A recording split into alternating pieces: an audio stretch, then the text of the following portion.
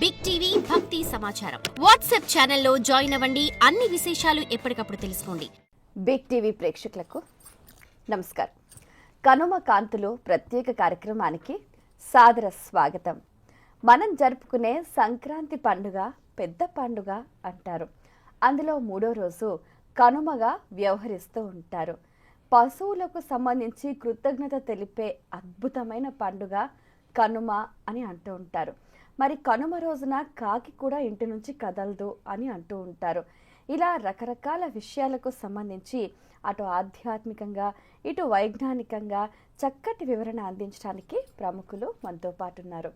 ఎన్నో సంవత్సరాలుగా ఆధ్యాత్మిక సాధన చేస్తూ దైవారాధనలో ఎన్నో విషయాలను ఎన్నో అంతరార్థాలను వారు తెలుసుకోవడమే కాకుండా ప్రతి ఒక్కరికి తెలియచేస్తూ ఒక ఆధ్యాత్మికత పైన అందరికీ కూడా అవగాహన కల్పిస్తూ చైతన్యం కల్పిస్తూ తన విజ్ఞానాన్ని విస్తారంగా అందరికీ పంచుతున్నారు.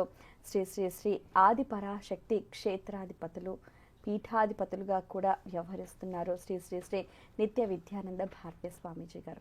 వారితో మాట్లాడి మరిన్ని విషయాలు వారి మాటలో తెలుసుకుందాం. ఈనాటి కార్యక్రమాన్ని ప్రారంభిద్దాం. నమస్కారం అండి. నమస్కారం అమ్మా. గురుగారు, ముందుగా మీకు కనుమ శుభాకాంక్షలు. శుభం తల్లి. కనుమ పండుగకున్న ప్రత్యేకత మీ మాటల్లో. భారతదేశమే కాకుండా యావత్ ప్రపంచంలో ఉన్నటువంటి ప్రతి రైతన్నకు కూడా కనుమ శుభాకాంక్షలు. ముందుగా జన్మనిచ్చినటువంటి తల్లిదండ్రులకు శిరస్సు వంచి పాదాభివందనాలు తెలియజేస్తున్నాను. అమ్మ, మీరు కనుమ పండుగ యొక్క విశేషము, కనుమ పండుగ యొక్క శోభామయం ఎలా ఉంటుంది, ఎంత అద్భుతంగా ఉంటుంది అని అంటే, మన భారతీయ సాంప్రదాయంలో సనాతన ధర్మంలో అత్యంత విలువలతో కూడుకున్నటువంటి ధర్మబద్ధమైనటువంటి యోగబద్ధమైనటువంటి మోక్షబద్ధమైనటువంటి విలువలతో కూడుకున్నటువంటి సాంప్రదాయ పండుగ సంక్రాంతి. ఇది మన భారతీయులు అందరికీ కూడా తొలి పండుగగా, రైతన్నను ఆదర్శంగా తీసుకునేటువంటి పండుగగా మనం చెబుతుంటాం. ఈ పండుగలో భారతీయతలో కళ ఉట్టిపడేటట్లుగా ఎన్నో సాంస్కృతిక కళలు, అదేవిధంగా ఎన్నో రకాలైనటువంటి వృత్తులలో జీవిస్తున్నటువంటి ప్రజలు, వీళ్ళందరినీ కూడా గుర్తింపు తీసుకొస్తూ మేమున్నాము, మన భారతీయత ఆచార వ్యవహారాలు ఇంకా ఉన్నాయి అని తెలియచెప్పడంలో ఈ భోగి, సంక్రాంతి, కనుమ ఈ 3 రోజులు చాలా విశేషంగా ఉంటాయి తల్లి. ఈ కనుమ రోజు ప్రత్యేకించి చెప్పాలి అని అంటే, ఈరోజు మనం 2 పూటలా తింటున్నాము అని అంటే అది రైతన్నకు సంబంధించింది. ఎందుకంటే ఈ రోజుకి మనం ఇలాగున్నాము అని అంటే ఆ భగవంతుని యొక్క అనుగ్రహ కృపా కటాక్షంలో పరమశివుడు పరోక్ష రూపంలో జన్మించాడు అని అనటానికి ఉదాహరణే రైతన్న. అంటే ఆ రైతే ఈశ్వరుడై సకల కోటి జీవరాశులలో వాటిని సేవిస్తూ వాటి మీదే ఆధారపడుతూ వాటి ద్వారా ఆహారాన్ని పండిస్తూ వాటినే సమస్త మానవాళికి అందిస్తున్నటువంటి రైతన్న భగవత్ స్వరూపం. అందుకని కనుమ రోజు ప్రత్యేకించి రైతన్నను గుర్తించవలసినటువంటి రోజు. అదే విధముగా పశువుల దినం కూడా అని అంటారు. పశువుల దినం అంటే ఒక గేదెలు, ఆవులు అలా అని కాదు తల్లి. పశుపక్షాదులు అన్నిటినీ కూడా కలిపి వాటిని గుర్తించేటువంటి ఏకైక పర్వదినం కనుమ రోజు.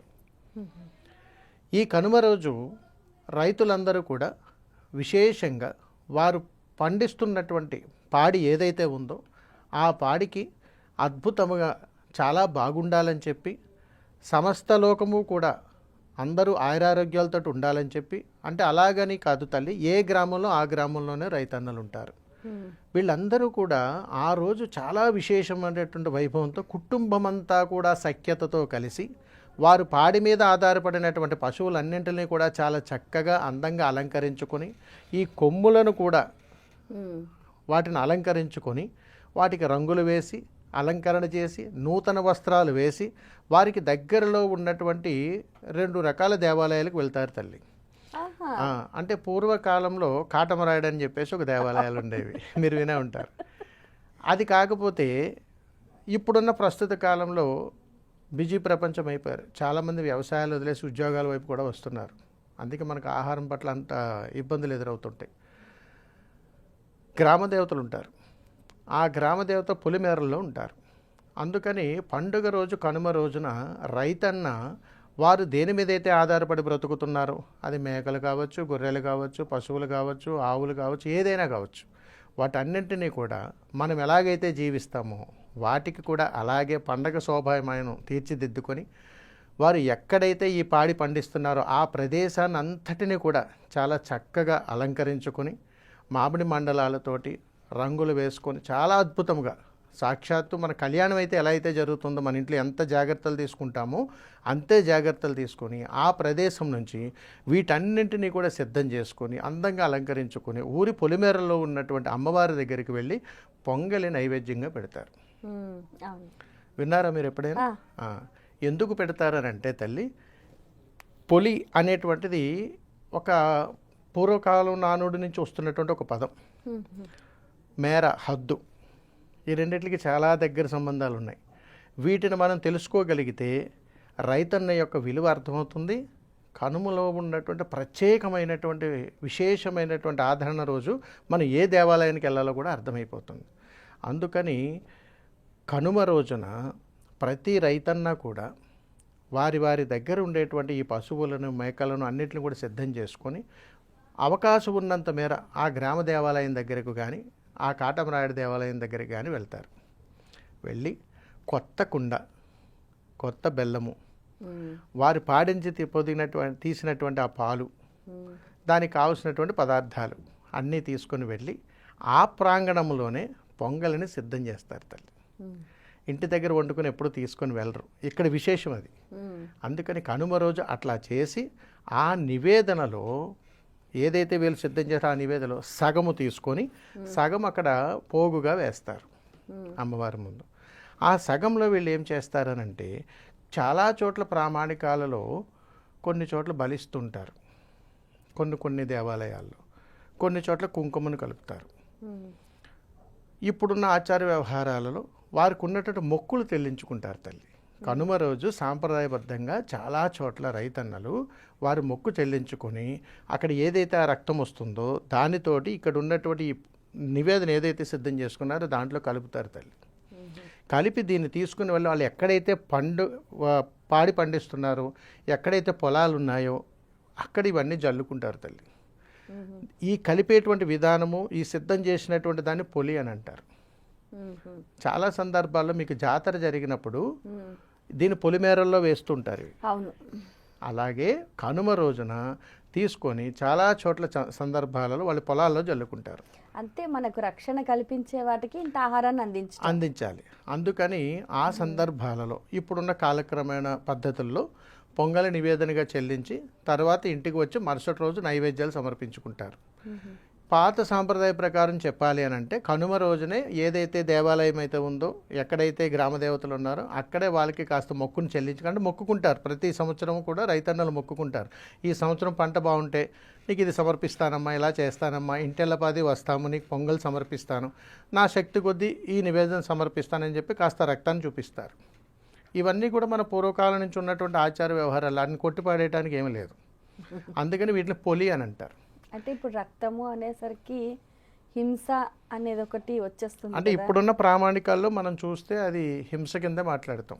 హింస చేసేది అది కూడా ప్రామాణికాల్లో కొన్ని ఉన్నాయి తల్లి. అంటే అవి మనం ప్రత్యేకించి చూస్తే ఇది హింస కింద కనపడుతుంది. కానీ ఆచార వ్యవహారాల్లో నానుడి కాలంలో కూడా భగవత్ స్వరూపం లేనప్పుడు కూడా ఒక రాతి బొమ్మను అక్కడ పెట్టేసి అక్కడే దేవతగా అని అనుకొని కొంచెం బలిహరణలు కూడా అప్పట్లో జరిగేవి. వాటి నుంచి ఏంటంటే కాలక్రమం రోజులు మారుతారు, ప్రజలు మారుతారు. ఇప్పుడు మనం అక్కడికి వెళ్ళి మీరు ఇది చేయకూడదు అని అన్న మొక్కనమ రోజు ఇంటికి వచ్చి నైవేద్యాలు పెట్టుకున్న వాళ్ళు ఉన్నారు.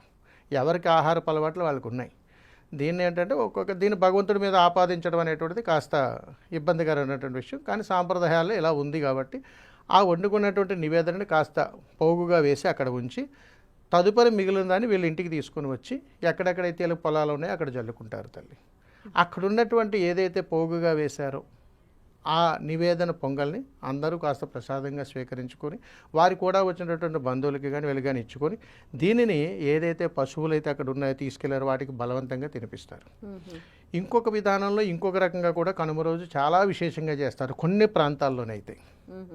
కొన్ని ప్రాంతాల్లోనైతే కోడి పందాలని అది వేరు తల్లి, అది సాంప్రదాయ ఆహ్లాదకరంగా మనం తెచ్చుకున్నటువంటి, మనం ఏర్పాటు చేసుకున్నటువంటివి. కానీ ఆచార వ్యవహారాల్లో కనుమ రోజు కొన్ని సందర్భాలలో పొంగలి వండి ఎక్కువగా ఉప్పును కూడా అందులో కలుపుతారు. ఓకే. మినపప్పుతో చేసిన పదార్థాలు కూడా కనుమ రోజు తినాలంటారు, నిజమేనంటారా? గారెలు, అంతే మినప సున్నుండలు అవి కంపల్సరీ తినాలంటారు. అవి కూడా చెబుతాను తల్లి. ఇక్కడ ఏమిటంటే ఎక్కువగా నివేదన చేసినప్పుడు, పొంగల్ చేసినప్పుడు ఎక్కువగా ఉప్పును కలుపుతారు. ఉప్పు ఈ నివేదనని ఏ పశువులైతే ఉన్నాయో, ఏ పాడి మీద అయితే వీళ్ళు ఆధారపడి బతుకుతున్నారో వాటికి తినిపిస్తారు తల్లి. దాని నమ్మకం ఏమిటనంటే వీటికి ఎప్పటికీ అనారోగ్య సమస్య రాదు, అవి తినవు, కానీ వాటికి తినిపిస్తారు. అందుకని దీన్ని ఉప్పు స్థతి అని అంటారు. ఇది చాలా మారుమూల ప్రాంతాల్లో ఇప్పటికీ నడుస్తుంటుంది. అవి ఎద్దులు కావచ్చు, రకరకాలుగా. మీరు గమనించండి, చాలా వరకు మనకు పట్టణాల్లో మనకు తెలియదు, కానీ పల్లెటూరులో మనం వెళ్ళినప్పుడు చాలా వరకు ఈ పాడి మీద ఆధారపడేటువంటి రైతులందరూ కూడా వాళ్ళ ఎద్దుల బండ్లు కానీ, బర్రెలను కానీ, ఆవులను కానీ, గొర్రెలను కానీ అన్నిటినీ కూడా చాలా అందంగా అలంకరించుకుంటారు. అలా చేసుకొని పిండి వంటలు, మీరు అడిగినటువంటి పిండి వంటలు ఏదైతే అన్నామో, దేశం బాగుండాలి, ఊరు బాగుండాలి, క్షేమం బాగుండాలి అని అన్నప్పుడు ఊరిని ఆవహిస్తున్నటువంటి మహమ్మారి అనేటువంటిది ఒకటి పడుతూ ఉంటుంది. ఎందుకంటే ఈ సంవత్సరం జరిగినటువంటి ఆనందోత్సవం వచ్చే సంవత్సరం ఉండకపోవచ్చు. ఇలాంటివన్నీ ఉంటాయి కాబట్టి మీరు ఎప్పుడైనా గమనించాలి. మనం వాడుక భాషలో మాట్లాడుకున్నప్పుడు నలుగురు గ్యాదర్ అయినప్పుడు, కుటుంబ సభ్యులు వచ్చినప్పుడు కాస్త వారికి పిండి వంటలు వండడం అనేటువంటిది అలవాటు చేస్తాం.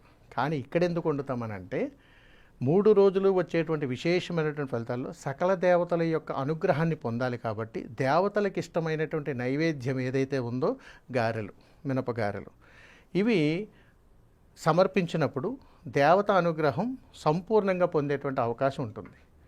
అందుకని సున్నుండలు, మినపలు, అరిసెలు, గారెలు, పాకుండలు, అలా చెక్కలు, రకరకాల పిండి వంటలు అందరూ వండి వచ్చినటువంటి ఆడపడుచులకి, కూతుళ్ళకి, అల్లులకి అందరికీ ఇచ్చి పెద్దవారు పంపిస్తూ ఉంటారు తిరిగి. అంటే పండగకి వెళ్ళినప్పుడు ఇవన్నీ తెచ్చుకుంటారు. ఎందుకంటే ఆ ఊరి అనుగ్రహం. అందుకని తల్లి కనుమ రోజున ప్రతి కుటుంబంలోనూ కుటుంబ సమేతంగా దర్శించుకునేటువంటి దేవాలయం ఆ ఊరి గ్రామదేవత. ఎప్పుడైతే ఆ గ్రామదేవతను కనుమ రోజు దర్శించుకున్నారో ఆ ఇంటిల్ల పాది ఎప్పటికీ ఎలాంటి ఇబ్బందులు కలగు. ఆ ఇంట్లో వండుకున్నటువంటి పిండి వంటలన్నిటిలోనూ కూడా కాస్త నైవేద్యంగా తీసుకెళ్ళి ముక్కనుమ రోజు సమర్పిస్తారు. చేసి అమ్మను దర్శించుకొని తిరిగి బయలుదేరి ఎవరి ప్రయాణం వాళ్ళు సాగిస్తుంటారు. ఈ కనుమ విశేషం అప్పుడు కూడా కుటుంబ సభ్యుల్లో ఎట్టి పరిస్థితుల్లోనూ కూడా గొడవలు పడకూడదు. ఇది ముఖ్యమైనటువంటిది. ఎందుకనంటే పొలి నైవేద్యం అంటే కనుమ రోజు ఖచ్చితంగా ముక్కనుమ రోజు నైవేద్యం పెట్టుకునేటువంటి సాంప్రదాయం ఎలాగైతే ఉందో కనుమ రోజు గ్రామదేవతకు ఖచ్చితంగా నైవేద్యం సమర్పించాలి. అలా సమర్పించినటువంటి గ్రామంలో ఎప్పటికీ కూడా పంట పరంగా నష్టం రాదు, పాడి పరంగా ఇబ్బందులు ఉండవు, రైతన్న పరంగా కన్నీటి ఉండదు. చాలా అద్భుతమైనటువంటి జీవితం వాళ్ళకి నడుస్తుంది. ఎందుకనంటే చాలా పురాణాల్లో ఉంది. అమ్మవారి యొక్క విధానంలో గ్రామదేవతా పురాణాలు మనం చదివితే అక్కడ చెబుతారు తల్లి, కథం దేవా కదా శక్తి మయా దేవా మయా పూర్వక.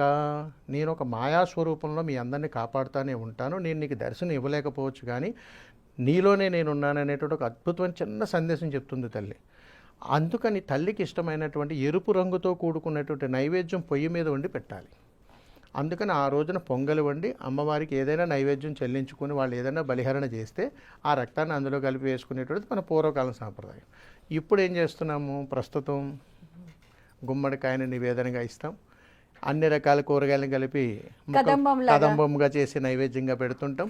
ఇవన్నీ కూడా కనుమ రోజు జరుగుతూ ఉంటాయి. అంటే కాలక్రమేణా రోజులు నడుస్తున్న కొద్దీ అవగాహన పెరుగుతుంది. అలా చేయొచ్చు. తల్లి. అయితే మన గుమ్మడికాయ నివేదన చేసి అంటే దానం చేసుకోవచ్చు, చేయొచ్చు. తర్వాత కదంబం చేసి నైవేద్యం పెట్టి తినడం. గురుగారు, కనుమ రోజున కాకి కూడా ఇంటి నుంచి కదలదు అని అంటారు, ప్రయాణాలు చేయకూడదు అని అంటారు కనుమ రోజున. ఎందుకని? ఇది ఎందుకంటే తల్లి కనుమ రోజు పూర్వీకులు అంటే మన పూర్వీకులు ఎవరైతే ఉన్నారో వారందరినీ స్మరించుకోవాల్సినటువంటి రోజు, వారికి ఇష్టమైనవి వండి పెట్టాల్సిన రోజు. వారి నామస్మరణతోటి వారిని స్మరించుకొని కాస్త బాధ కలిగి కన్నీళ్ళ నుంచి ఒక కన్నీటి పట్టు కూడా రాల్చాలి. ఇవి చూడకుండా ఆ కుటుంబం నుంచి అక్కడికి వచ్చినటువంటి పెద్దలు కాకి రూపంలో వస్తారని చెప్పేసి ఒక సామెత ఉంది. ఈ నానుడిలో ఖచ్చితంగా ఆ సందర్భం చూసిన తర్వాతే అక్కడి నుంచి కాకి కదులుతుంది. అది ఎంగిలి పడాలి, కానీ తీసుకోదు. అందుకని పెద్దలను ఎప్పుడూ మరిచిపోకూడదు అని చెప్పడంలో కనుమ పండుగ చాలా శ్రేష్టమైనటువంటిది. అందుకని ఆ రోజు కూడా ఎవరు ఎక్కడికి ప్రయాణం చేయరు.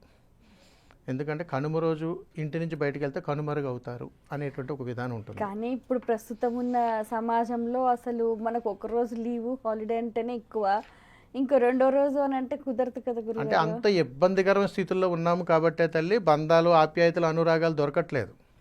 అంత ఆర్టిఫిషియల్ అయిపోయినాయి. వీడియో కాల్లో మాట్లాడుకుంటున్నారు, ఇదిగో పండగ వంటలు చేస్తున్నారు, అమ్మని చూడండి, నమస్కారం పెట్టుకోండి అంటే అయిపోతుంది. ఇది కాదు.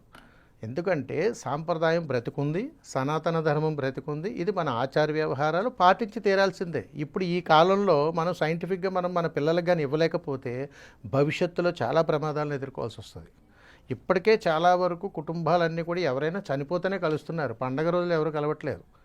ఈ సంక్రాంతి, కనుమ, ముక్కనుమ రోజు కూడా కలవటానికి గల కారణం ఏమిటి? పాడి పంటల మీద దృష్టి కాదు. సంక్రాంతి రోజు కోడి పందాలు, ఇతరితరాలు, ఎద్దుల బండ్ల, ఈ రకరకాలు ఇవన్నీ ఉంటాయనే ఉద్దేశంతో ఎక్కువగా అందరూ కలుసుకోవడం జరుగుతుంది.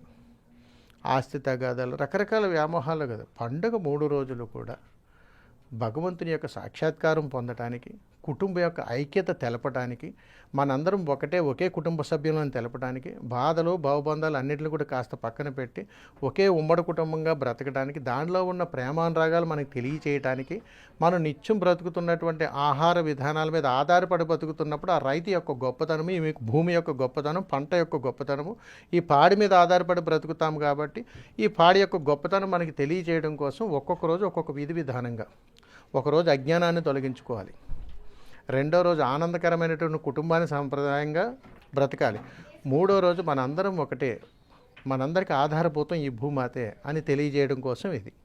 ఇలా 3 రోజులు 3 రకాల విధానాలు మనం తీసుకొని జీవితాన్ని కొనసాగించడం జరుగుతుంది తల్లి. దానిలో భాగమే భోగి, సంక్రాంతి, కనుమ. చాలా సంతోషం అండి, మీ అమూల్యమైన సమయాన్ని కేటాయించి ఎన్నో విషయాలు వివరంగా మాకు తెలియజేసినందుకు ధన్యవాదాలు. శుభం తల్లి.